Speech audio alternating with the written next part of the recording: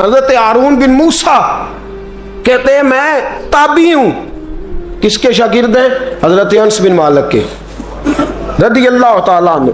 हुजूर के गुलाम के जिन्होंने दिल पर जानी डिठा ओ अखियां ही तक लिया। गुलाम के गुलाम, गरीब आदमी, टोकरियां, छोटी छोटी टोकरियां फल रखने वाली बेच के गुजारा करते हैं। एक दरवाजे के आगे से गुजरे तो घर वालों ने अंदर बुला लिया। कहते हैं महल है, मलका बैठी है। मलका कहने लगी तू बड़ा सीनो जमील है, आ मेरे साथ मुंह काला कर। कहते नजर झोंक गई। कहने लगे तूने मेरा सिर्फ हुस्न देखा है, मेरे दिल में जो मेरे नबी का इश्क है वो नहीं देखा। तूने मेरे दिल में जो मेरे मुस्तफा का इश्क है। और बोया किसने? अनस बिन मालिक ने। अनस बिन तैबा से मंगाई जाती है, सीनों में रचाई जाती है।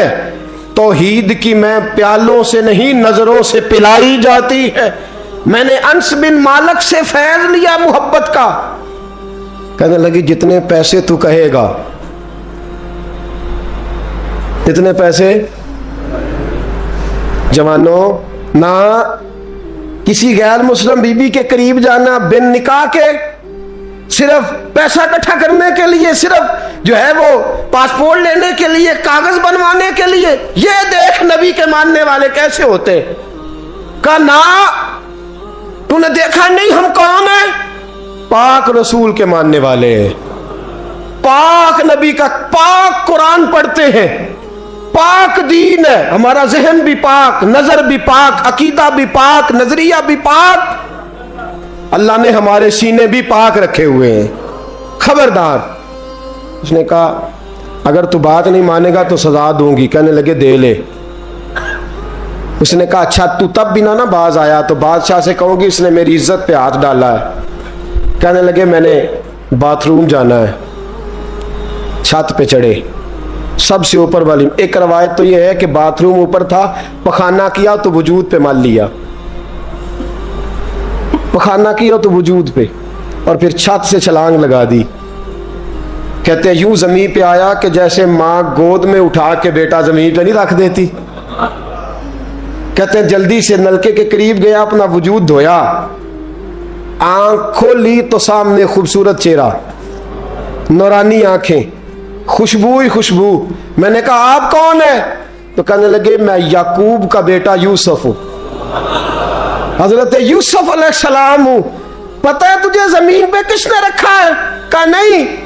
कहने लगे तू पाक जवानी वाला है, तू पाकीज़ा नजर वाला है, तू पाक सोच वाला है। हजरत जिब्रील पहले वही लेके आते थे, आज एक बार फिर जमीन पे आए हैं, पर पे बिठा के तुझे जमीन पे छोड़ गए हैं, पर पे बिठा के जमीन पे छोड़ गए हैं। और कहा आजा सीने से लग जा, तूने वो काम उम्मती होके किया है जो मैंने नबी होके किया था, आजा सीने से लग जा। सीने से लग गए। कहते ऐसी खुशबू आने लगी जो किसी के पास से नहीं आया करती थी। जिधर जाते लोग कहते ये तो खुशबुओं वाला बाबा है, खुशबुओं वाला बाबा। लोग कहते वो इंतकाल कर गए तो उनकी कब्र की मिट्टी से भी खुशबू आया करती थी। तिरमिजी की हदीस है। किफल बनी इसराइल का एक आदमी, मेरे रसूल पाक सल्लल्लाहु अलैहि वसल्लम फरमाते हैं बड़े ऐब करता, इस बीबी से चक्कर, उस बीबी से चक्कर, इस बीबी से राबता, उससे राबता, बुराइयां इतनी कि हद हो गई, ये नफसानियत गालब है उसके ऊपर। एक औरत आई, कहने लगी किफल बच्चे भूखे हैं, तू अमीर आदमी है, 60 दिनार चाहिए। कहने लगा तेरा रंग गोरा है, पहले मुंह काला कर। उसने कहा गरीब हूं, बच्चों ने मजबूर कर दिया है, तेरी मेरे। कहने लगा नहीं, पहले मेरे साथ मुंह काला करेगी। कहा अच्छा मैं रात को आऊंगी। औरत रात को आई, किफल ने हाथ आगे बढ़ाया तो बीबी कांपने लगी। कहने लगा कोई नहीं देख रहा, कोई नहीं देख रहा, कोई नहीं। बीबी कहने लगी जरा अंदर की आंखें खोल, अल्लाह तो देख रहा है, अंदर की खोल ना, अल्लाह तो देख रहा है, तू कैसे कहता कोई नहीं देख रहा। बस दिल पे चोट आई, कांपा। 60 दिनार दिए, बीबी को वापस भेज दिया। आंखों में आंसू आए, कहने लगे या अल्लाह मौत दे दे। इंतकाल कर गया। मेरे रसूल पाक के लफ्ज है तिरमिजी में, फरमाया सवेरे दरवाजे पे लिखा था कद गफर अल्लाहु लिल किफल, लोगों गवाह हो जाओ अल्लाह ने किफल की बख्शिश फरमा दी है, अल्लाह ने माफ। अगर वो इतने ऐबों के बाद बाज आ गया तो माफ कर दिया। आ मेरे दोस्त हम भी बाज आ जाए। आ जब जुमे की नमाज में सर सजदे में रखे तो कह या अल्लाह उम्मत की सारी बेटियां मेरी बहनें हैं, या अल्लाह सारी बहनें मेरी बहनें हैं। ऐ अल्लाह मैं जिसको देखूंगा बहन की नजर से देखूंगा, जिसको देखूंगा बेटी की नहीं। और याद रखें रसूल पाक सल्लल्लाहु अलैहि वसल्लम ने फरमाया जिसको नमाज में मजा नहीं आता, जिक्र में मजा नहीं आता, वो नजर पाक कर ले। अगर नजर पाक हो गई तो इबादत में दिल लगने लग जाएगा। हदीस है, दिल लगेगा। और लित्तय्यबीना लित्तय्यबात, अगर तू पाक रहेगा तो तेरा घर भी पाक रहेगा, अगर तू पाक है तो तेरा बिस्तर भी। कुरान का फैसला है, मैं नहीं कहा। लिल खबीसीन लिल खबीसात, अगर तू गंदा है तो मत उम्मीद रखना कि तेरे घर में पाकीज़गी रहेगी। जैसी करनी वैसी भरनी पर बात आइंदा जुमे करूंगा, लेकिन ये इतनी सी बात याद रखे। फरमाया कुरान ने कि पाक मर्दों के लिए पाक औरतें होती हैं और खबीस मर्दों के लिए। ये कुरान कह रहा है, मैं नहीं कह रहा, कोई कौल नकल नहीं कर रहा। गंदे मर्द और उनके लिए और पाक मर्द। इखलाक की बात नहीं की, इखलाक बुरे हो सकते हैं औरत के, कोई कुछ भी हो सकता है, लेकिन अगर तू जिंदगी पाक गुजारेगा तो तेरे घर में आने वाली बीबी इस हवाले से वो भी बेहया नहीं होगी, उसका भी किसी मर्द से चक्कर है। तो अगर तू पाक औरत और अपने बच्चों को पाक मां देना चाहता है तो पाक हो जा, ये कुरान ने कहा है।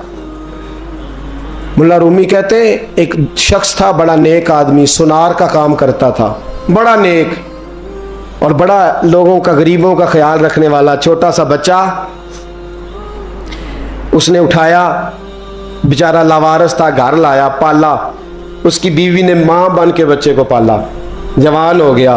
वो सुनार कहता है जिंदगी भर नजर खराब नहीं हुई, पता नहीं क्या जुर्म हुआ, बुढ़ापे में औरत के हाथ में चूड़ी डालने लगा तो उसकी नरमो नाजो खूबसूरत कलाई ने मुझे मायल किया, शावत के साथ हाथ रखा, बस हाथ रखा, घर गया तो बीवी दरवाजे पे खड़ी है। मैंने कहा क्या हुआ, दरवाजे पे खड़ी है? कहने लगी सच बता तूने आज कोई गुनाह किया है, सच बता तूने कोई जुर्म किया है। मैंने कहा क्या हुआ? कहने लगी वो बच्चा जिसे मैंने मां बन के पाला है, आज उसने गंदी नजर से मेरा हाथ पकड़ लिया था। मैंने तो उसे कहा कि तू मेरा बेटा है तो मेरा हाथ, तूने क्या जुर्म किया है? वो शख्स सजदे में गिर गया, कहने लगा अल्लाह मेरी बच्चियों की हिफाजत कर ले, अल्लाह आज के बाद ये जुर्म नहीं करता, मेरी बीवी की हिफाजत फरमा, मेरे घर को संभाल, आज के बाद नहीं करता। अभी दुआ करके उठा नहीं कि वो नौकर गुलाम, वो ले पालक बच्चा पीछे खड़ा हो गया। कहने लगा आका मुझे पता नहीं चला कैसे जुर्म हो गया, मैंने अपनी माँ से भी माफ़ी मांग ली है, खुदा से भी मांग ली है, आपसे भी मांगता हूँ। उसके मुंह से माफ़ी के जुमले निकले, धड़ाम से ज़मीन पे गिरा, उसकी रूह परवाज कर। अगर तू चाहता है तेरा घर बच जाए तो मेरे दोस्त अपनी नज़र को बचा। नज़र शैतान के तीरों में से एक तीर है। जवानों अगर कभी मैसेज करने हुए किसी को तो मेरे मुस्तफ़ा करीम सल्लल्लाहु ताला अलैहि वसल्लम के दीन का पैगाम मैसेज करो। किसी को कहो कि यार फलां जगह अच्छी तकरीब होने वाली है, चलो चले, आज मैंने इतना दुरूद पढ़ा है, तू भी इतना पढ़, इस काम लगाओ ना पैकेजेस। और आपको आज तक समझ नहीं आई मेरे दोस्तों कि ये अंग्रेज ने हमें पैकेज दिए किस लिए? ये गंद को फरोग देने के लिए, वरना 1.5 घंटा 2-2 घंटे कौन बात करता है? सुबह 7 से रात 7, रात 7 से सुबह 7 का किस लिए? वो चाहता है नौजवानों कि तुम्हें नबी पाक का इश्क से तुम्हारी तार तोड़ के तुम्हें औरत के दामे फरेब में उलझा दे, तोड़ दो उसकी सारी चालें, नाकाम कर दो उसके सारे हरबे, नजर पाक कर ले, रूह पाक कर ले। और जिन लोगों का काम ही खवातीन के साथ मुलाकात का है, खुदा रहा अल्लाह से डरो। जब भी कोई बीबी दरवाजे पे चढ़ो समझो कि ये आज मेरी बहन सौदा लेने आई है, ये मेरी बेटी सौदा लेने आई है, ये मेरे घर में रहने वाली मेरी भांजी और भतीजी, और एक आपसे मेरी मिन्नत है, ये कज़नों वाला मामला ख़त्म करें। अगर भाई नाराज होता है तो कोई अर्ज नहीं, खाला नाराज, उसे कहो कजन, तो कजन से मैंने देखा हाथ मिला रहे लड़के लड़कियां, और आप, और ये भी खुदा रहा दिकियानुसी, असल दिकियानुसी ये है, तू मेरे छोटे भाई के कपड़े ही नहीं धो के देती। नबी करीम अलैहिस्सलाम ने फरमाया देवर जहर है, जहर, और जहर के बारे में तू कहता है इसके कपड़े धो, इसके जूते पालिश कर। देवर को जहर कहा है रसूल पाक ने सल्लल्लाहु अलैहि वसल्लम। तो अजीब हरकत करता है दीन, ये दिकियानुसी असल जिसको हमने बना लिया। कजन की मिन्नत करो, बेटा अब तू जवान है, जब रसूल पाक ने मना फरमा दिया तो फिर तू आ, हम हमारे दरमियान बैठ। कोई इजाजत नहीं कजन को कि कजन को मोटरसाइकिल पे बिठाए और बाजार ले जाए, कोई इजाजत नहीं किसी को कि वो किसी के साथ इस किस्म का कोई ताल्लुक जो है उसको परवान चढ़ाए। घर में जरूर आए, बैठे जरूर, लेकिन जहां सब लोग बैठे वहां बैठे मुख्तर वक्त। और आप चूंकि नौजवान बैठे हो, आप किसी के कजन हो, किसी के आप कुछ लगते हो, अव्वल तो किसी के घर जाओ ना। जवानी आवारा फिरने का नाम नहीं, दीन की खिदमत करने का नाम है। दीन की खिदमत, हमारे पास आओ, हम आपको दीन के काम लगाएं। हमारे पास आओ, हम आपको अल्लाह रसूल के काम लगाएं, आपको बतलाएं कुरान कितना पढ़ना है, इसको दुरुस्त करो, तलफ़ुज़ ठीक करो, जरूरियात दीन सीखो, दीन के मामलात में दिलचस्पी, नात सीखो, कुरान सीखो, इबादत सीखो, अपने वक्त को बचाओ और जाना ही कम कर दो। और अगर जाओ भी कभी खाला से मिलने, चाचू से मिलने, अंकल से मिलने, फुफ्फी से मिलने, तो ज़रूरत के तहत जाओ, ज़रूरी काम करो और लौट आओ। हिफाजत करो, सामने गड़ा हो तो कोई छलांग नहीं लगाया करता, सामने गड़ा देख के छलांग लगा के कहते हो मैं उलझ गया हूँ। खुदा रहा इस चक्कर से बच जाओ। वकुल लिल मुमिनीना यगुद्दू मिन अबसारिहिम, अल्लाह फरमाते हैं हबीब इनसे फरमाइए कि मोमिनो नजरें झुका के रखो। वयहफज़ू फुरूजहुम, अपनी शर्मगाह की हिफाजत करो। ज़ालिका अज़का लहुम, ये बड़ी पाकीज़ा बात है। इन्नल्लाह खबीरुम बिमा यस्नऊन, बेशक अल्लाह तुम्हारी हर बात से बाखबर है। हमेशा मिदहत खैरुल आदाम में गुजरे दुआ अल्लाह के बंदे के लिए, नबी पाक अलैहिस्सलाम के गुलाम के लिए ज़रूरी करार दिया है। वो तीन खूबियां हैं, सादगी, आजिज़ी और कनात। जिस आदमी के अंदर ये तीन बातें पाई जाती हैं कि वो सादा भी हो, इज्जो इनकिसार वाला भी हो, और जो चीज़ें अल्लाह ने उसे दी हो उस पर उसकी कनात भी हो, वो राज़ी भी हो, तो ऐसे शख्स पर अल्लाह तबारक व तआला की खास रहमत नाजिल होती है।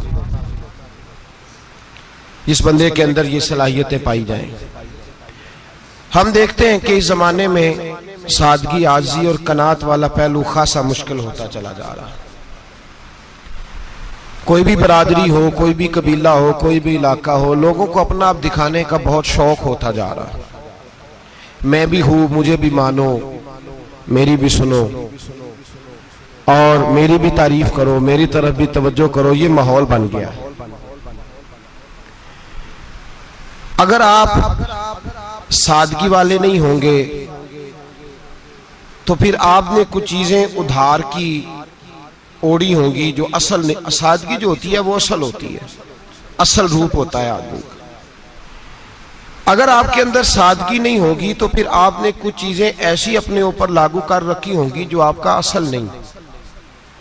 तो जब आदमी असल से हटता है तो बेसुकून होता है। अल्लाह तबारक व तआला ने मुंह में दांत बनाए हैं तो ये असल है।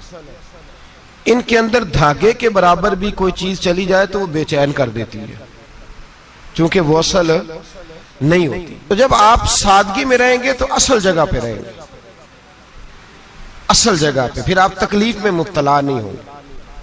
आजिज़ी का मतलब ये होता है कि आप अल्लाह के किसी बंदे को हकीर ना समझें, छोटा ना समझें, जलील ना समझें। एक होती है एहसासे कमतरी कि समझना कि मैं माली तौर पे मेरे पल्ले कोई शय नहीं है, देखो कितना, ये एहसासे कमतरी है। आजिज़ी ये होती है कि ये ना समझ ले बंदा कि मेरे अंदर सलाहियत ज्यादा है, ये कमी है, ये छोटा है, ये निकम्मा है, ये बिल्कुल गुनाहगार है, ये तकब्बुर है। आजिज़ी से रहें, अल्लाह के हर बंदे को अपने से अफजल समझें, आजिज़ी के साथ रहें।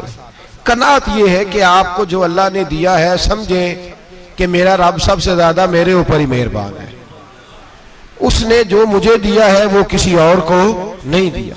ये शुक्र के तौर पर, तकब्बुर के तौर पे ये भी नहीं। कनात करें। आजिज़ी जब आपके अंदर होगी, सादगी होगी, तो जिंदगी इत्मीनान से गुजरेगी, सुकून से गुजरेगी। और आजिज़ी और सादगी का ये वाला तर्जुमा नहीं कि जिस बंदे ने मैले कपड़े डाले हो आप समझे कि ये बड़ा सादा आदमी है जी, हफ्ता आया ना आया नहीं तो सादा है। ये सादगी नहीं होती। नफासत तो हुसैन है इस्लाम का। नबी पाक सल्लल्लाहु अलैहि वसल्लम ने एक मालदार आदमी को फटे पुराने कपड़े पहने हुए देखा था तो हुजूर ने मना किया था। फरमाया अगर अल्लाह नेमत देता है तो बंदे पर उसका असर देखना भी पसंद फरमाता है। अच्छे कपड़े छोड़ दें तो आप सादा हो गए, ये मतलब नहीं। बहुत सारे गरीब लोग भी सादे नहीं होते, जो हर वक्त कहता रहता है मैं किसी चौधरी को कुछ नहीं समझता, तो वो सादा है। जो कहता रहता है कोई नहीं मेरी नजर में, मैं आप बड़ा सियाना हूं, फलाना बंदा आया तो मैंने लाजवाब कर दिया, दो बातें नहीं फिर वो कर सका आगे से, तो आप सादे? आप तो बड़े महान तेज आदमी है भाई, आप तो अपनी करामत सुना रहे। सादगी का मतलब है बेतकल्लफ जिंदगी, जिसमें कोई तकल्लुफ ना पाया जाए। जो बंदा हो वही वो बयान करे, ये सादगी है। ये सादगी के खिलाफ है कि आप जो नहीं है वो आप। मेरा एक तजर्बा है, इसको आप कुरान और हदीस का निचोड़ ना समझिएगा, मेरी जाती बात है तो इसको जादी रहने दीजिएगा। कभी कभी मैं परेशान होता हूं। आप किसी की दावत खाने जाए ना, वो अकीके की हो, वलीमे की हो, कोई भी हो, अच्छा जब आप खा लेते हैं ना तो फिर वो आदमी मुतालबा करता है कि आप उसकी तारीफ करें, फिर उसका ये मुतालबा होता है। वो बिल्कुल मेरी तरह का देहाती भी हो तो कहता है मैं मुंडिया नूं कल आख्या कि लियाओ फिर कोई कट्टा चंगा तगड़ा जिहा, अज जी आखन ना कि जनाब एदी दावत सी ते इस पकाए कुछ नहीं। वो फिर जिसले कट्टा एडा वधिया लिया के नाई अगे रखिया तो उन्हें पहली बारी इंज दा वेखिया सी, उन्हें फिर बनाया कि कमाल कर छड़ी। मुतालबा क्या है उसका भला? तुहानू आखे कि जिंज दी तुसां रोटी पकाई मैं कदे नहीं खादी। ये हर आदमी का मुतालबा, हर आदमी। जनाब मैं सवेरे गया हूं तो ताजी सब्जी स्पेशल आपके लिए मैं लेके आया हूं, और ये वो वाली लाया हूं जो मिलती नहीं थी पूरी दुनिया से, सिर्फ मुझे मिली है। तो ये आजिज़ी नहीं, ये सादगी नहीं, ये बनावट है। ये मैं अमीर गरीब, ये सारे लोग ये काम करते हैं, सारे। जो हम नहीं वो हम बन के दिखाते हैं, जो हम हैं नहीं वो हम बनते हैं। उसका नुकसान ये होता है कि जब वो चीज जो असल नहीं होती वो आती है तो तकलीफ देती है। नबी पाक अलैहिस्सलाम की जिंदगी सादी थी। किस तरह की सादी थी? दो जुमले, हजरत अब्दुल्ला इब्ने अब्बास के दो जुमले और बात खत्म कर दी। फरमाते हैं मेरे रसूल पाक अलैहिस्सलाम की जिंदगी सादी थी। ये कैसी सादी थी? फरमाते हैं जो मिलता था हुजूर पहन लेते थे, जो सामने आता था खा लेते थे। कोई तकल्लुफ नहीं कि मैंने ये नहीं खाना, ये खाना है, ये नहीं लेना, ये लेना है। ये मिजाज नहीं, तबीयत नहीं। हमारी तो पसंद नापसंद होती है ना। हुजूर को कद्दू ज्यादा पसंद था, ये तो आपको हदीस में मिलेगा, ये तो मिलेगा। लेकिन ये नहीं मिलेगा कि नबी पाक सल्लल्लाहु अलैहि वसल्लम को गंदम नापसंद थी, ये नहीं मिलेगा। आपको ये तो मिलेगा कि रसूल पाक को दूध ज्यादा पसंद था, ये नहीं मिलेगा कि सादा पानी नापसंद था। ये तो आपको मिलेगा कि नबी करीम सैयद आलम सल्लल्लाहु अलैहि वसल्लम जमीर पर सोने को पसंद करते थे। ये नहीं मिलेगा कि चारपाई पर सोने को नापसंद करते थे। यानी हुजूर की जिंदगी सादी है, उसमें तकल्लुफ हमारी पसंद नापसंद होती है, और जो जोश है हमें पसंद नहीं वो फिर है ही नहीं सही, वो गलत हो गई फौरन, वो सिरे से उसका कोई असर ही नहीं रहा, वो बिल्कुल तबाह हो गई। मेरे हबीब पाक सैयद आलम अलैहिस्सलाम ने सादी जिंदगी गुजारी और आजिज़ी वाली जिंदगी गुजारी। हम लोग आजिज नहीं होते, आजिज नहीं हो। अगर हम लोग आजिज हो जाए तो लड़ाइयां खत्म हो जाए। हर खानदान में हर घर में लड़ाई है, इसका मतलब है कि आजिज़ी, जहां आजिज़ी होती है वहां लड़ाई नहीं होती, झगड़ा नहीं होता। हमारा भाई से, भतीजे से, भांजे से, बीवी से, ससुराल वालों से, रिश्तेदारों से, भाइयों से अगर इख्तलाफ चल रहा है और हर जगह चल रहा है तो सारी जगह तो गलतियां नहीं ना पाई जाती, कहीं हमारी भी गलती होती है। तो ये जो इख्तलाफ चल रहे हैं और सुलह नहीं हो रही, इसकी वजह यह है कि हमारे अंदर आजिज़ी इनकिसारी हो, तो फिर तो झगड़ा ही कोई नहीं। मेरे नबी पाक अलैहिस्सलाम की जिंदगी में आजिज़ी है, इनकिसारी है। इसलिए हुजूर ने कभी लंबी चौड़ी बातें नहीं सुनाई। सहाबा कहते हैं नबी पाक अलैहिस्सलाम तकरीर छोटी करते थे, नमाज लंबी पढ़ते थे।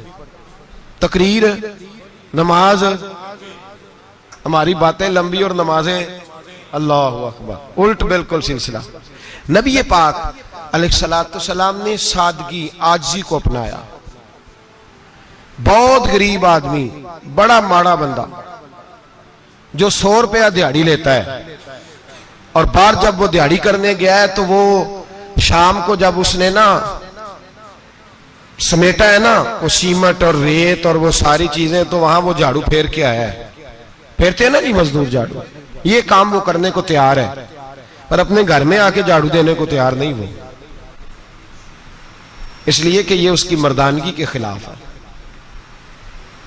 बाहर जब वो गया है, किसी होटल में काम कर रहा है, टाई पैंट कोट पहन के वो बड़ा अच्छा, वहां अगर उसको बर्तन धोने पड़े तो धो लिए, बल्कि अगर नाराज ना हो जाए बाहर रहने वाले साथी, तो ढेरों लोग बाहर जाके होटलों में बर्तन मांजते हैं, लेकिन वहां उनके रोब को, उनके नाम को कोई धब्बा लगता, लेकिन घर के अंदर जिस बर्तन में उन्होंने खुद रोटी खाई है, अगर उनको ये कह दिया जाए ना कि ये धो लो, तो फिर तो तलाक तक नौबत आ जाती है, फिर तो मसला खराब है।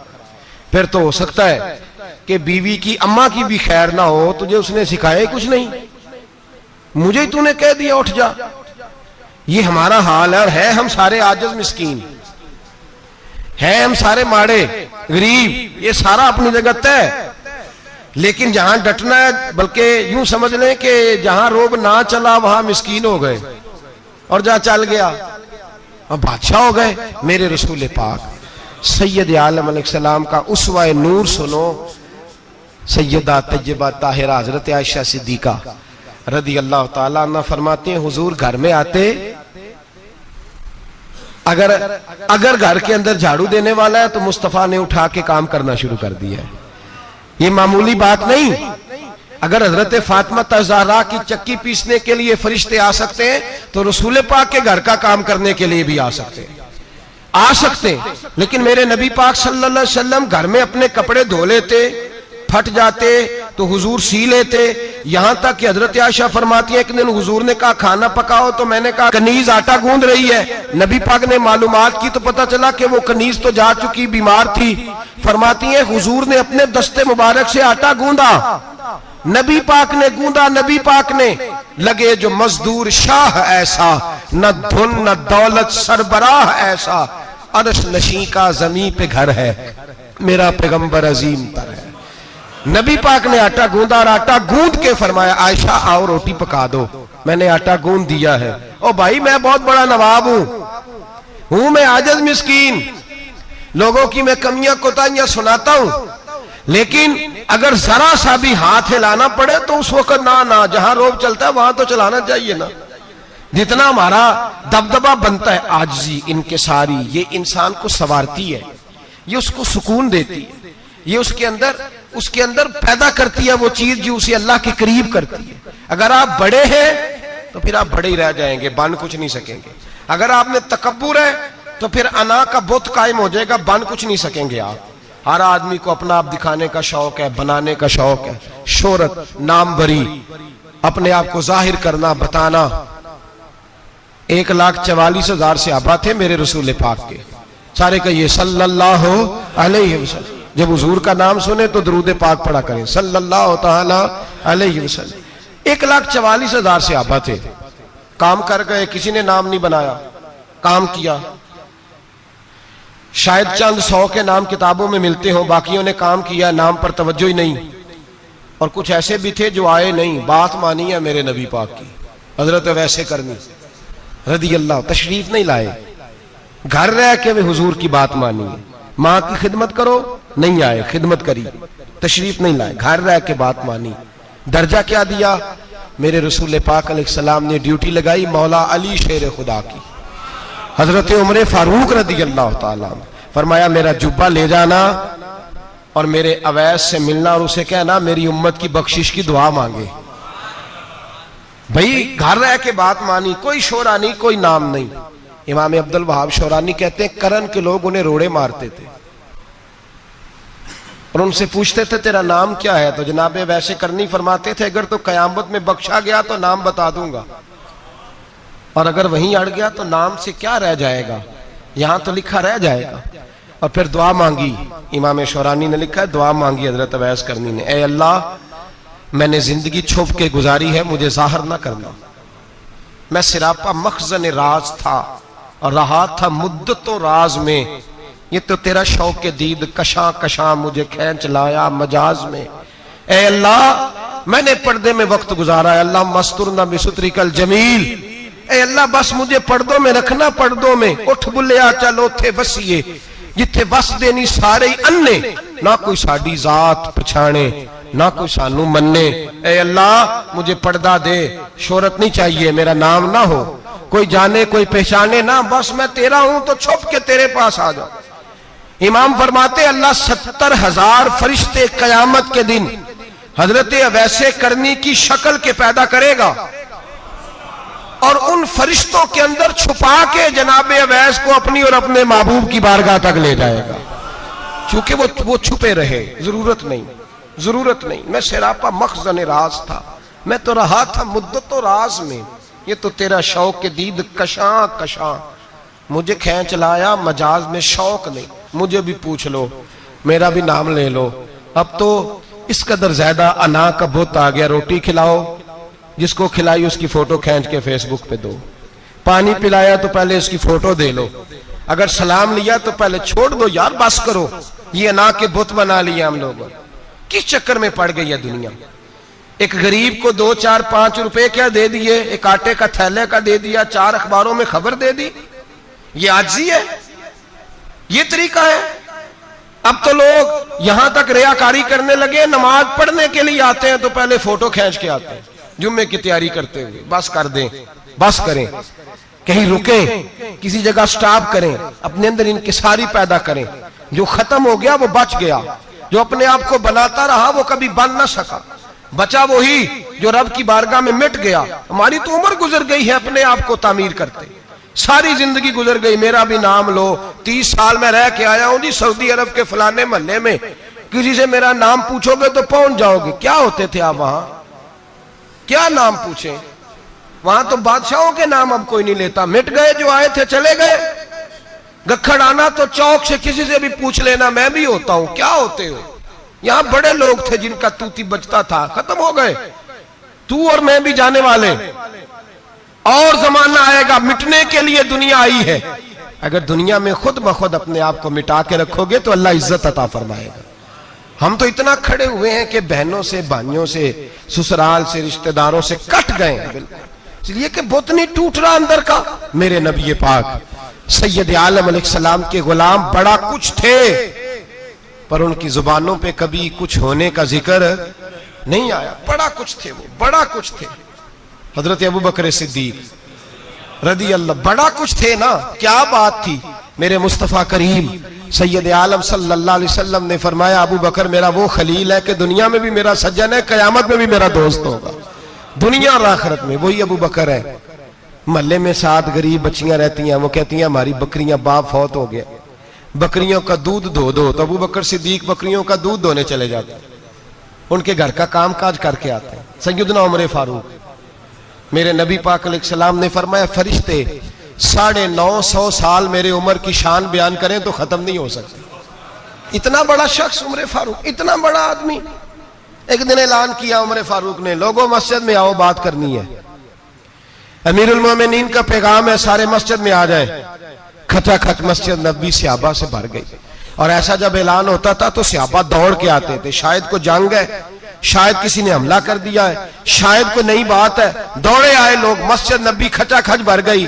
सैयदना फारूक आजम रदी अल्लाह तआला अन्हु मिंबर पे बैठे, हजरत अब्दुर रहमान इब्ने औफ रदी अल्लाह तआला अन्हु फरमाते हैं कि सहाबा तजस्सुस के देख रहे हैं कि पता नहीं किसी तरफ से पैगाम नहीं आ गया, कोई काफिर हमला नहीं करने लगा, अल्लाह जाने क्या हुआ है, बड़ी परेशानी है। उमर बैठे, अल्लाह की हम्द की, नबी पाक सल्लल्लाहु अलैहि वसल्लम पर दुरूद पढ़ा, और फिर उमर फारूक बोले, फरमाने लगे, मैं जब मक्के में रहता था ना तो कभी घर में कहत आ जाता था, कभी कहत आता था घर में, बकरियों के दूध खुश्क हो जाते थे, गंदम नहीं मिलती थी, पानी नहीं होता था।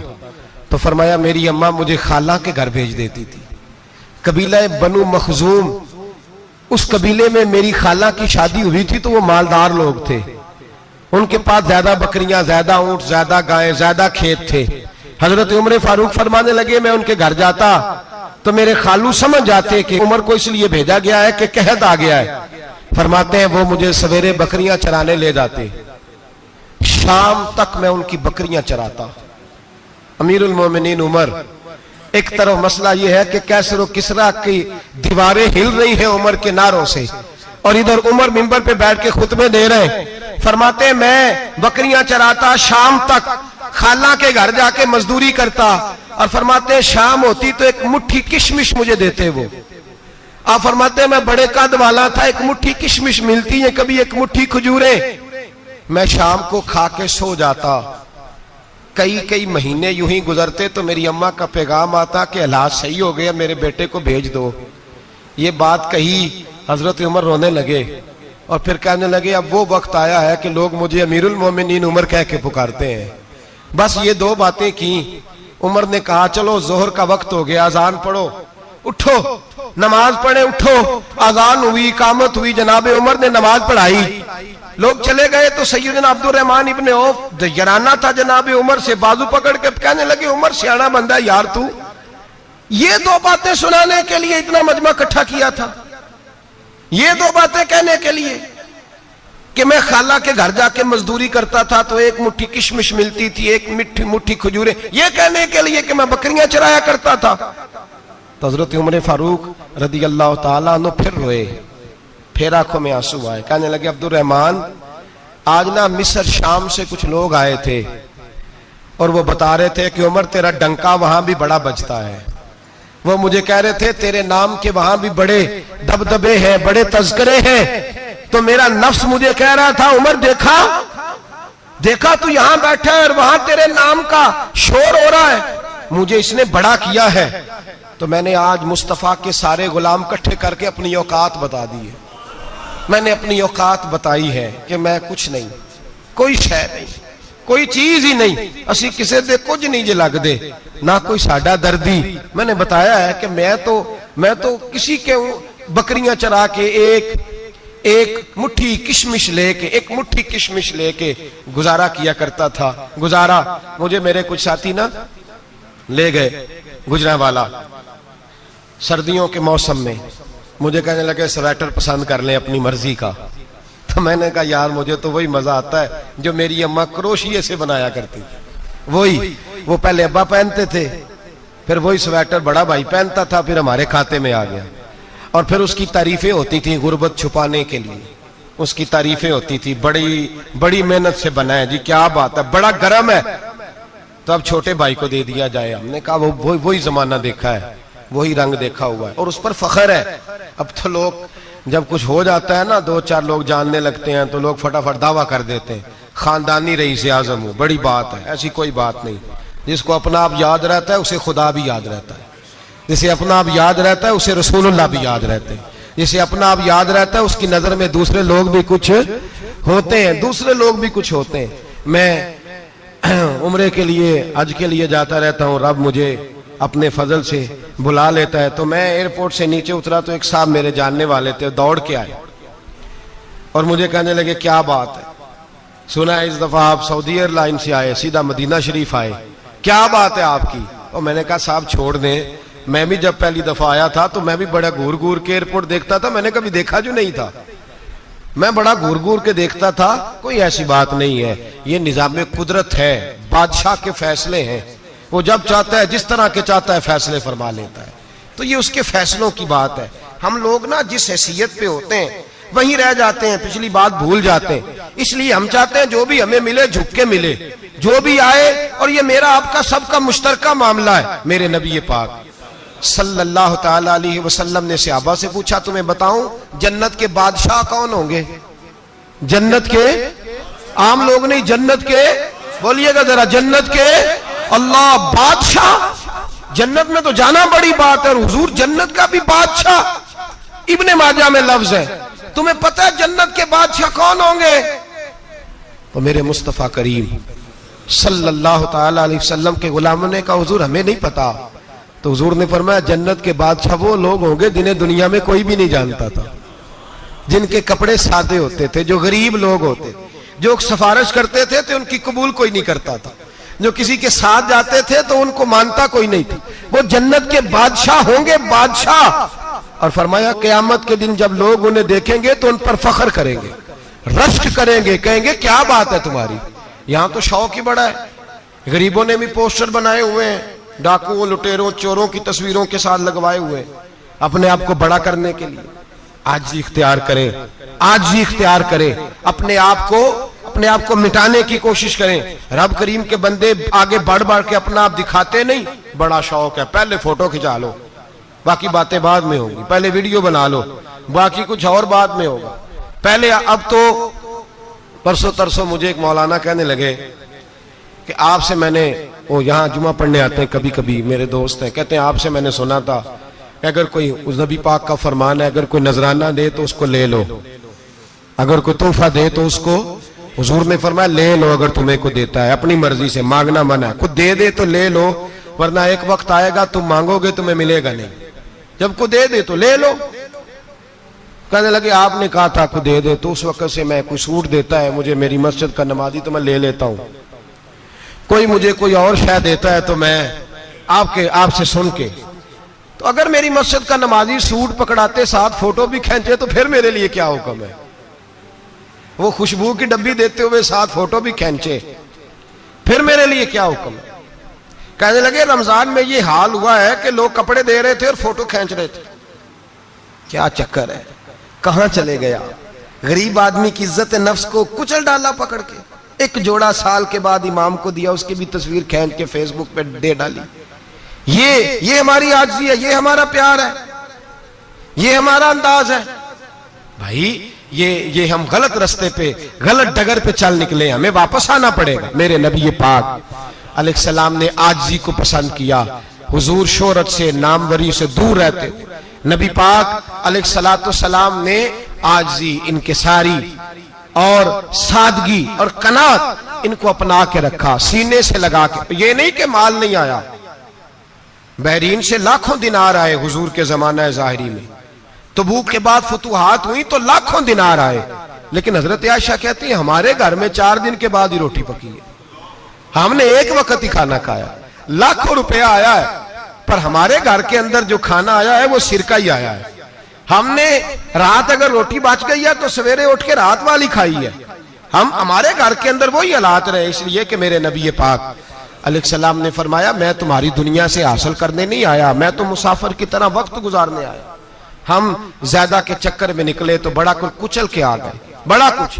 आजी जब पैदा होती है, इनकिसारी जब पैदा होती है, जब तवाज़ो आती है, फिर इंसान बनता है, फिर वो समझता है, फिर उसके अंदर तब्दीली आती है, फिर वो। और बुजुर्ग फरमाते हैं आजी वाले को नमाज में भी लज्जत आती है, वरना तो किसी ने पूछा था, एक शायर इस्लामाबाद में रहते थे, तो उनसे किसी ने पूछा कि आपका शहर किस तरह का है। उन्होंने कहा मेरा उस शहर अदावत में बसेरा है जहां लोग सजदों में भी लोगों का बुरा सोचते हैं। मेरा उस शहर अदावत में बसेरा है जहां लोग सजदों में भी लोगों का, नमाज पढ़ते हुए कहते हैं देखो कितनी बू आ रही है इससे, कपड़े नहीं बदल के आया, नमाज पढ़ते हुए भी साथ वाले के बारे में बुरा सोच रहे हैं। जब आजी सैयद अहमद कबीर रिफाई रहमतुल्लाह ताला अलैह, ये सिलसिला रिफाइया के शेख हैं, आला हजरत रहमतुल्लाह अलैह ने इनकी बड़ी तारीफ लिखी है फतावा रज़विया में। मिस्र के अंदर सिलसिला रिफाइया और शाज़लिया, बहुत सारे लोग इस सिलसिले में मुरीद हैं। सैयद अहमद कबीर रिफाई इतने बड़े सूफी थे कि मेरे मुस्तफ़ा करीम सल्लल्लाहु अलैहि वसल्लम के रोजे पर हाजिरी देने गए। नबी पाक की बारगाह में हाथ दुआ करें, अल्लाह हम सबको वहां हाजिरी नसीब फरमाए, अल्लाह हम सबको बार बार ये मौके अता फरमाए। सैयद अहमद कबीर रिफाई हाजिरी देने गए तो जब नबी पाक के गुम्बद पे पहुंचे तो कहने लगे या रसूलल्लाह मैं कब्र देखने नहीं आया, मैं तो दीदार करने आया। हुजूर ये तो ज़ियारत में करता रहता था, दीदार करने आया, ये कह के रोने लगे। इतनी देर रोए कि मेरे मुस्तफ़ा करीम ने अपना दस्ते मुबारक कब्र से बाहर निकाल दिया, हाथ मुबारक बाहर आया और 10,000 लोगों ने देखा। कितने लोगों ने? अब यहां भी लोगों को शक होगा जी कैसे बाहर आया, तो बुखारी सुना देता हूं, मसला जरा हल हो जाए। मस्जिद नबी की तामीर हो रही थी, तामीर तो कहते हैं कि दीवार नहीं, तामीर करते वक्त ना एक दीवार गिरी, ये बुखारी के लफ्ज है, दीवार गिरी तो एक पैर बाहर आ गया। पैर को देखा तो कहते हैं हाथ रखते थे तो उसमें बिल्कुल ऐसे था जैसे खून साइडों पे हो गया, बिल्कुल जिंदा। शोर हो गया कि ये नबी पाक का कदम मुबारक है, हुजूर का। बहुत सारे लोग इकट्ठे हुए, उलमा को बुलाया, पैर देखा तो कहने लगे नबी पाक का नहीं, ये तो सैयदना फारूक आजम का है। जब ये कहा ना फारूक आजम का है तो फिर एक शोर उठा कि ये हाल है उनके गुलामों का तो सरकार का आलम क्या होगा। ये हाल है उनके गुलामों का तो फिर सरकार का आलम। ये बुखारी है, तो जिंदा है वल्लाह, तो जिंदा है वल्लाह, मेरी चश्मे आलम से छुप जाने वाला। सैयद अहमद कबीर रिफाई इतने बड़े, नबी पाक सल्लल्लाहु अलैहि वसल्लम ने दस्ते मुबारक बाहर निकाला, 10,000 लोगों ने देखा। किसी ने हजरत सैयद अहमद कबीर रिफाई से पूछा कि बाबा इतना बड़ा दर्जा, इतना बड़ा मकाम कैसे मिला?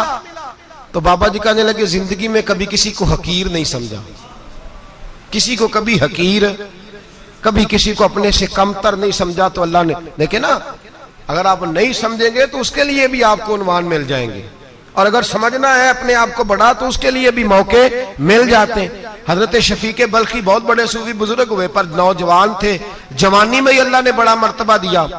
हजरत अब्दुल्ला बिन मुबारक बूढ़े थे, दोनों एक महफिल में इकट्ठे हुए।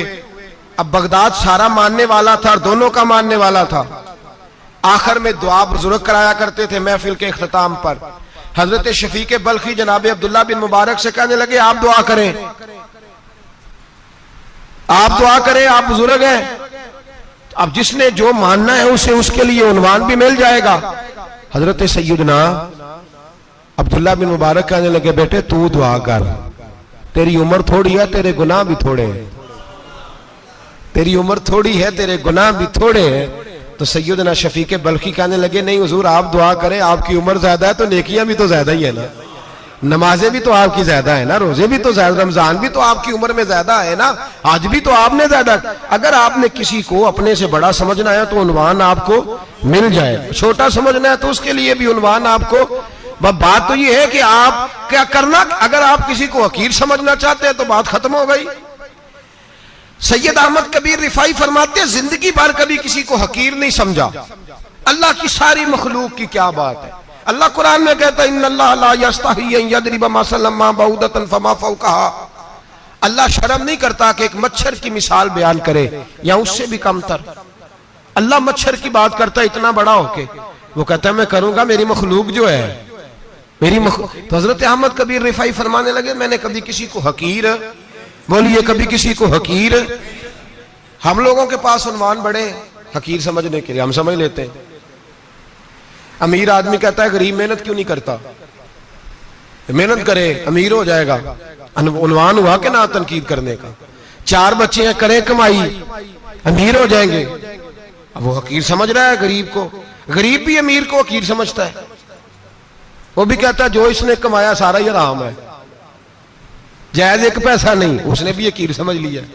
यानी वो ये कह रहा है कि मैं हलाल खाता हूं, ये अमीर हराम खाते हैं, तो बात खत्म हो गई। उसने भी हकीर समझ लिया, इसने भी हकीर समझ लिया। अब उन्वान ही था ना, अगर उन्वान बदल लेते तो बात बन जाती।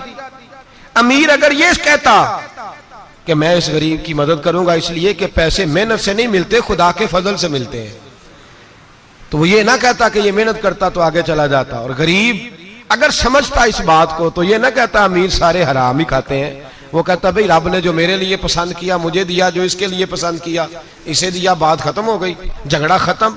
उन्वान तो मिल जाएगा आपको, मुस्बत भी और मनफी भी। तो अच्छी बात नहीं कि मुस्बत इख्तियार करें। सैयद अहमद कबीर रिफाई कहते मैं गुजर रहा था, एक दिन मेरे साथ ऐसा हुआ कि मैं गुजर रहा था खेत के अंदर से, इधर भी पानी था इधर भी पानी था। होता है ना पानी पानी होता है फसलों में कई दफा। कब होता है ज्यादा पानी? नहीं, जब कद्दू करीद है जी, और जब कद्दू करते हैं ना तो दोनों जाने पानी भरा होता है ना जी, वो ट्रैक्टर भी पानी में चलता है। मैं पेंडू हूं ना, मुझे ज्यादा पता है क्या हालात होते हैं। तो वो इधर भी पानी इधर भी पानी, तो दरमियान में से वो मुंडेर होती है छोटी सी, वाटा खीदा अपनी जुबान है। तो कहते इधर भी पानी था, इधर भी पानी था। सैयद अहमद कबीर रिफाई कहते हैं मैं गुजर रहा था, असर की नमाज का टाइम हो गया, मैं जल्दी जल्दी जा रहा, सामने से कुत्ता आ गया। इंसान अशरफुल मखलूकात है, लेकिन वो अल्लाह का शुक्र करेगा कि उसने मुझे अशरफ बनाया है। ये नहीं कह सकता कि ये मखलूक हकीर है, ये बुरी है, ये नहीं कह सकता। शुक्र करे कि मुझे अल्लाह ने अशरफुल। सैयद अहमद कबीर रिफाई कहते हैं कुत्ता आ गया सामने से। अब कुत्ता आया तो मुझे जल्दी थी, कुत्ता भी भीगा हुआ था। अब मेरा दिल करे कि कुत्ता नीचे उतरे तो मैं गुजरूं, कुत्ता खड़ा है कि ये साइड पे हो तो मैं गुजरूं। कहते हैं देर हो गई तो मुझे डर लगता था, मैंने कभी कुत्ते को भी नहीं झिड़का था, कभी कुत्ते को भी, अपनी इतनी हैसियत ही नहीं, झिड़का ही नहीं कभी किसी को। आप फरमाते हैं देर हो गई तो मैंने कहा या अल्लाह, हजरत सैयद अहमद कबीर कहते हैं मैंने कहा या अल्लाह इस कुत्ते को जुबान ही दे दे, मैं इसे कुछ समझा ही दूं, इसे जुबान ही दे दे, तू तो कादर मुतलक है। उसे जुबान दे दी तो मैंने कुत्ते से कहा नीचे उतर जा, मैंने नमाज पढ़नी है। तो कहने लगा बाबा जी आप उतर जाए, आप उतर जाए, आप उतर जाए, मैं क्यों उतरूं? तो सैयद अहमद कबीर रिफाई कहते हैं मैंने उससे कहा कि बात यह है कि मेरे ऊपर नमाज फर्ज है, तेरे ऊपर फर्ज नहीं, तो मैंने नमाज पढ़नी है। अगर मैं खेत में उतर गया तो कीचड़ है, मेरे कपड़ों को मिट्टी लग जाएगी, पता नहीं पानी पाक है कि नापाक है, तो तू उतर जा, तेरे ऊपर नमाज नहीं फर्ज, तो मुझे जाने दे। तो सैयद अहमद कबीर रिफाई कहते हैं उसने ऐसी बात की कि मेरे ऊपर वजब तारी हो गया। कुत्ते ने बात की तो मैं कांपने लगा। राती जागे शेख सदावे, राती जाग दे कुत्ते, तैथों उत्ते मालक दा दर मूल न छड़ दे, भावे मारो 100 जुत्ते, तैथों उत्ते वो एक बुरकी दा कदर पछानन, भावे मालक हो मन सुते, तैथों उत्ते रुखा सुखा खा दिने जार रुखा विच सुते, ते तैथों उत्ते उठ बुलिया चल यार मना ले नहीं ते बाजी लै गए नहीं कुत्ते, उठ बुलिया चल यार मना ले नहीं ते बाजी लै गए कुत्ते, ते तैथों उत्ते। सैयद अहमद कबीर रिफाई कहते हैं वो मुझे कहने लगा आप उतर जाए। तो मैंने कहा भाई मेरे ऊपर नमाज फर्ज है, तेरे ऊपर फर्ज नहीं, तू उतर जा, मेरे कपड़े आलूदा हो जाएंगे तो क्या करूंगा? तो कहते हैं उसने बात की तो मैं घबरा गया और छलांग लगा के मैं खेत में उतर गया। मुझे कहने लगा बाबा जी कपड़े अगर आपके कीचड़ से आलूदा हो गए तो पानी से साफ हो जाएंगे, और अगर मुझे हकीर जान के आपका दिल आलूदा हो गया तो 7 समुद्रों से भी साफ नहीं होगा। कपड़े पानी से धुल जाएंगे और दिल अगर तकब्बुर से आलूदा हुआ तो 7 समुद्रों से भी सही हो सकता ना ना ना। हकीर नहीं जानना, ना मौलवी को, ना सूफी को, ना दरवेश को, ना खेत में काम करने वाले को, ना पट्टे पे मजदूरी करने वाले को, ना गाड़ी का शीशा साफ करने वाले को, ना तेल डालने वाले को, ना किसी को हकीर ना जान, ना किसी के हाल पे तंज कर, ना किसी के गम का मजाक उड़ा, वो जिसे चाहे जैसा नवाज दे। ये मिजाज लुत्फ रसूल है। ना कोई आया लेके चला गया, कोई उम्र भर भी ना पा सका, मेरे मौला तुझसे गिला नहीं, ये तो अपना अपना नसीब है। भाई हकीर नहीं जानना।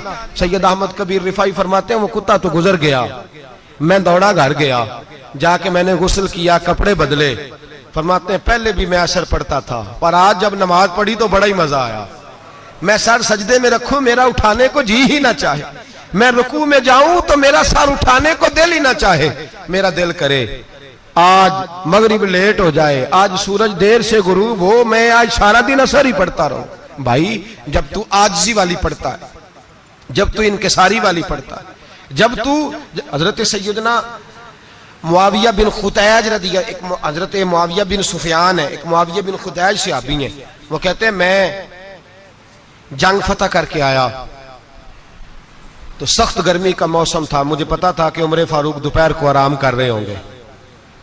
आप फरमाते मैं मस्जिद नबी में बैठ गया, एक बच्ची जनाब उमर के घर से निकली तो मुझे कहने लगी मुआविया आपका नाम है? मैंने कहा हाँ। अंदर जाके जनाब उमर को बताया तो उमर दौड़े आए, और जब आए तो सर पे टोपी कोई नहीं, पैरों में जूता कोई नहीं। कहने लगे मैं तेरा इंतजार कर रहा था, आज मुझे उम्मीद थी तू आएगा, तूने बताया क्यों नहीं? तो मैंने कहा हुजूर मुझे पता है रात सारी आप चेहरे पे कपड़ा डाल के मदीने की गलियों में रहते हैं, तो दोपहर को आप आराम करते होंगे, इसलिए मैंने कोशिश की कि आपको बेदार ना करूं, आप आराम कर रहे होंगे, इसलिए ये मैंने कोशिश की कि मैं बैठता हूं मस्जिद में, आराम करता हूं, जब आप आएंगे तो देखी जाएगी। हजरत उमर फारूक ने जलाल किया, फरमाया तू मुझे गाफिल समझता है कि मैं सो जाऊंगा? और आप फरमाने लगे मैं कौम का खादिम हूं जिसकी इतनी ज्यादा रियाया हो वो सो जाए चुप करके, मैंने जवाब नहीं देना अल्लाह की बारगाह में?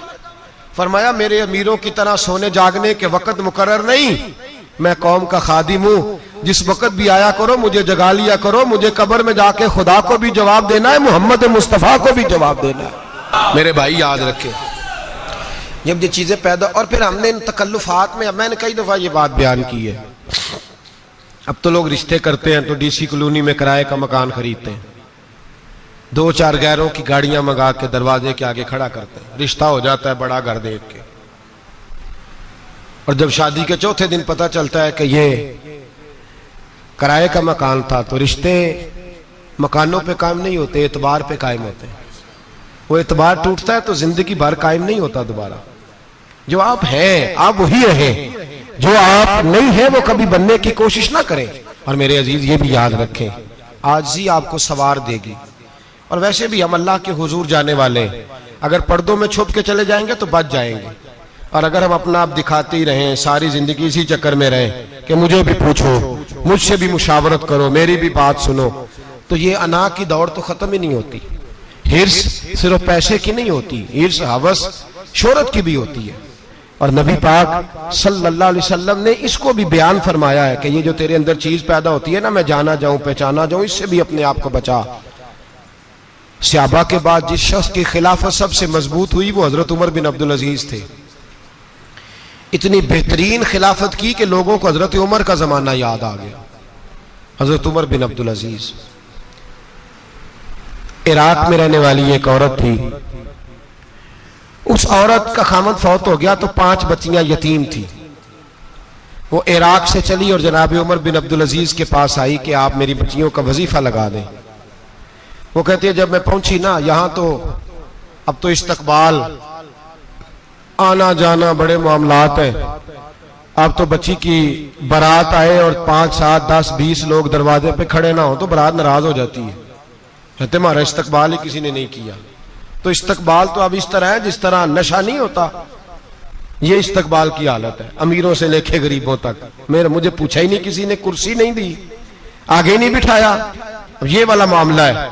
और मैं मेरी तरह के लोग, नेक लोगों की बात नहीं करता। अब तो हम देखते हैं फला मौलाना का इस्तकबाल हो रहा है, फला के लिए लोग खड़े हो रहे हैं, नारे लग रहे हैं। और अब तो मैं देखता हूं ऐसे ऐसे हाथ लहराते हैं सूफी और दरवेश कहलाने वाले, जैसे सियासी लीडर लहराया करते हैं। ये क्या तरीका हुआ? ये कौन सा तर्ज जिंदगी? मेरे नबी पाक सल्लल्लाहु अलैहि वसल्लम ने फरमाया जो ख्वाहिश करे कि मैं आऊं और लोग खड़े हों वो तो जहन्नमी है, तो दोज़खी है। सारे वही तरीके हम इख्तियार करते जा रहे हैं, वही प्रोटोकॉल है हर जगह। वो लोग जिनके दरवाजे खुले होने चाहिए थे वहां भी हर वक्त के लिए मामला तय हो गए। याद रखें मेरे नबी पाक अलैहिस्सलातु वस्सलाम ने जो तालीमात दी, हजरत उमर बिन अब्दुल अजीज रहमतुल्लाह ताला अलैह। औरत कहती है मैं पहुंच गई, मैंने लोगों से पूछा घर कहां है, तो कहा वो जहां बोरी लटक रही है ना बाहर, टाट का पर्दा लगा हुआ है, वो हजरत उमर बिन अब्दुल अजीज का घर है। कहती है मैं दरवाजे पे दस्तक दी, एक औरत ने दरवाजा खोला तो मुझे बीबी जान के अंदर बुलाया। तो उनके घर के अंदर जब मैं दाखिल हुई तो बड़ा सारा सेन था, एक तानिम कुआं लगा था, एक तरफ एक बड़ा दरख्त था और एक छोटा सा बनाई हुई थी जगह बर्तन धोने के लिए। और बीबी ना बर्तनों को मिट्टी लगा के साबुन लगा के बैठी हुई थी, काम कर रही थी वो औरत। मुझे उसने दरख्त के नीचे बिठाया, पानी पिलाया। कैसे आई हो? मैंने कहा अमीरुल मोमिनीन से मिलना है। कहने लगी बैठो थोड़ी देर में आ जाते। कहती थोड़ी, मैंने समझा घर की कोई मुलाजमा है, मैं बैठ गई। थोड़ी देर गुजरी, फिर दस्तक हुई, उस बीबी ने उठ के दरवाजा खोला। तो जब वो शख्स अंदर आए तो कहने लगी बड़ी देर से बर्तनों को साबुन लगा के बैठी हूं, कहाँ रह गए थे? कहती है वो साहब कहने लगे बस जरा मसरूफ हो गया था, दौड़े गए, कुएं से पानी निकाला, बीबी को दिया, उसने बर्तन धोए। कहती है फिर थोड़ा सा सिरका और एक रात की रोटी वो लाई, उस शख्स ने खाई। मैंने कहा कि ये दोनों घर के मुलाजम हैं, मियां बीवी काम करते हैं। जब वो खाना खा चुके तो वो औरत मेरे पास आई, कहने लगी उठ के मिल लो अमीरुल मोमिनीन से। मैंने कहा कौन अमीरुल मोमिनीन? तो कहने लगी कब से तो आए हैं, ये जिसने कुएं से पानी निकाला यही मुसलमानों का अमीर है, और ये जिसने दरख्त के नीचे बैठ के सिरके से रोटी खाई है यही है। ये फरिश्तों की दास्तान नहीं, ये वो लोग हैं। मैं रात को भी कह रहा था एक जगह पे कि ये लोग जो है ना, जिनका आप रोज शिकवा करते हैं हुकूमतें बड़ी खराब हैं, ये कोई नहीं खराब, बिल्कुल खराब नहीं। जितने सियासी लीडर हैं सारे सही हैं। खराब वो लोग हैं जो इन्हें वोट दे के लीडर बनाते हैं, बिल्कुल खराब नहीं। मैं तो इनके हक में होता जा रहा हूं। नाराज हो गए ना आप लोग? अल्लाह करे तुसी हो जाओ तो अगले इलेक्शन च सियाने भी हो जाओ, आमीन तो कह दे। मैंने कोई मशवरा नहीं देना, इसलिए कि मेरी नजर में कोई ऐसा शख्स नहीं जिसके लिए मैं आपसे कह सकूं कि वोट दें। और हम तो ऐसी बात करें तो कई लोग नाराज होकर चले जाते हैं, लेकिन कोई परवाह नहीं, इसलिए कि ये दीन मेरे नबी पाक का दीन सिर्फ मस्जिद का दीन नहीं। इंशाअल्लाह आइंदा जुम्मे नजरिया पाकिस्तान बयान करूंगा और बताऊंगा कि पाकिस्तान का मतलब क्या, ला इलाहा इल्लल्लाह मुहम्मदुर रसूलुल्लाह सल्लल्लाहु अलैहि वसल्लम। हुजूर का जो कुरान नाफज होगा मस्जिद में, वो कुरान कचहरी में भी नाफज होगा इंशाअल्लाह। और वो कुरान नाफज होने आया है, असेंबलियों में वही कुरान नाफज होगा इंशाअल्लाह। और यही चिराग जलेगा तो रोशनी होगी। बयान करेंगे और डट के बयान करेंगे, आपको बताएंगे। बस जो बात समझा रहा हूं फिल वक्त वो समझे। मुजरम वो नहीं जो बड़ा बन के लूटता है, मुजरम वो है जो उसको सपोर्ट करता है, जिसने उसे बड़ा बनाया है। ये याद रख लें, हमारी कोई बचत नहीं होगी, हमसे पूछा जाएगा। हम सारे कचहरी में खड़े होंगे, अल्लाह सवाल करेगा कि तुम बताओ तुम इनके मददगार क्यों बने थे, तुम सपोर्ट क्यों करते थे, ये पूछा जाएगा और हमने जवाब देना है। बहरहाल आम दाम बरसरे मतलब जनाब उमर बिन अब्दुल अजीज रहमतुल्लाह अलैह के वो बीबी गई तो कहने लगी कि ये अमीरुल मोमिनीन है। कहा वो उठ के हाजिर हुई, कहा हुजूर मैं इराक से आई हूं, मेरा खामद फौत हो गया, मेरी 5 बेटियां हैं, वजीफा लगा दे। वो बीबी कहती है मेरा दिल था कि यतीम बच्चियों का 100 दिनार साल का लगा देंगे तो बड़ी बात है।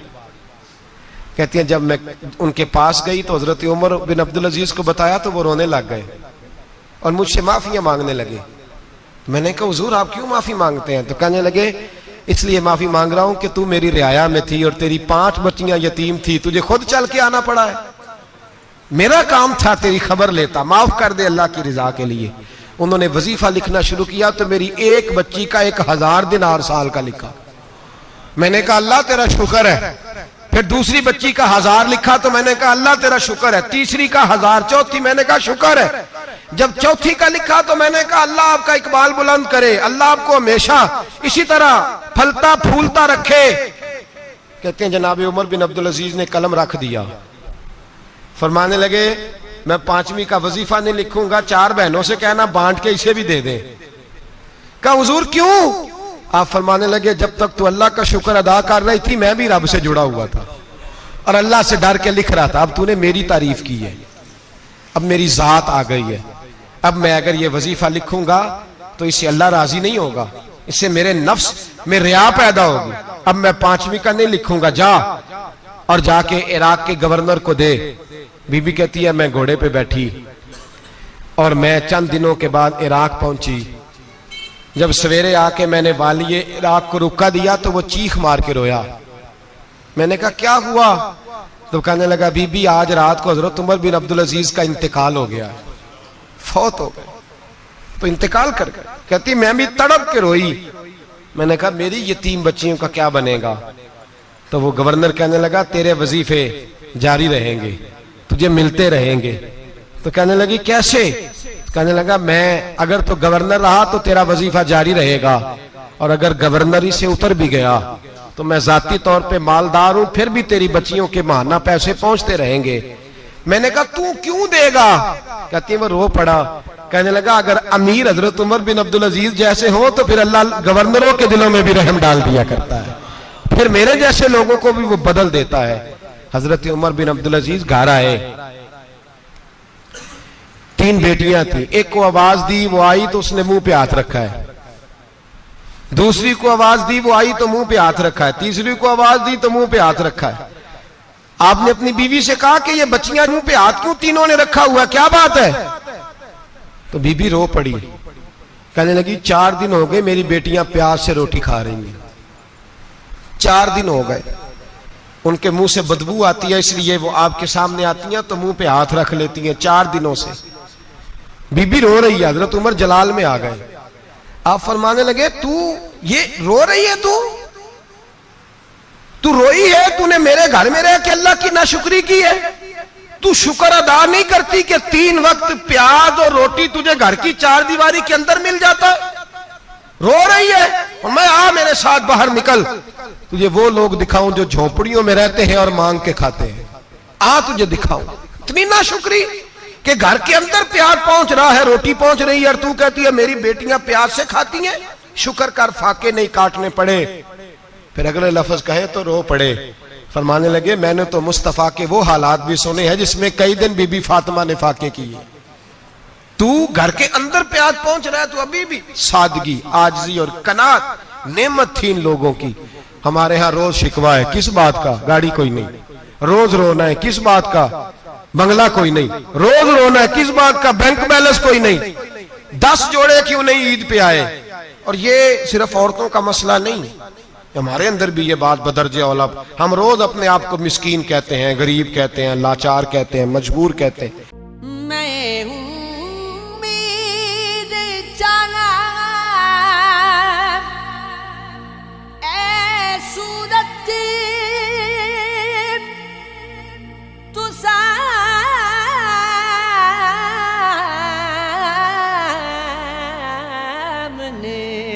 होवे तेरे कदमां ते सर होवे।